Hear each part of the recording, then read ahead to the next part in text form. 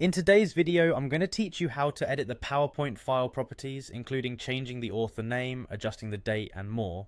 Editing file properties can be really useful, especially if you're sharing presentations with others and want to ensure all the information is accurate and up to date. Let's dive right in. First things first, you need to have PowerPoint installed on your computer. You'll want to open the application and ensure you have your presentation ready that you want to modify. If you don't have it open yet, go ahead and locate your PowerPoint presentation file. Simply double click it and it should open right up. Remember, you always want to make sure the file you're working with is the correct one to avoid any unnecessary edits on the wrong document. Once your PowerPoint document is open, you'll direct your attention to the top of your screen. Here you'll see the ribbon full of handy tabs that lead you to various tools and features. Among these tabs, you'll want to focus on the File tab, which is often the first one on the list. Click on this File tab.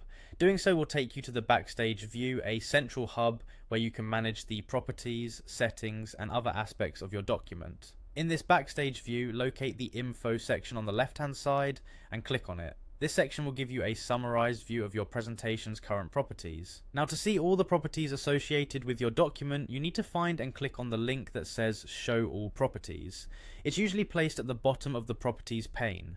By clicking this, you'll reveal additional fields that you can modify, such as the author's name, the document's creation date, and other custom properties which can be key if you're making these files public or sharing them with colleagues.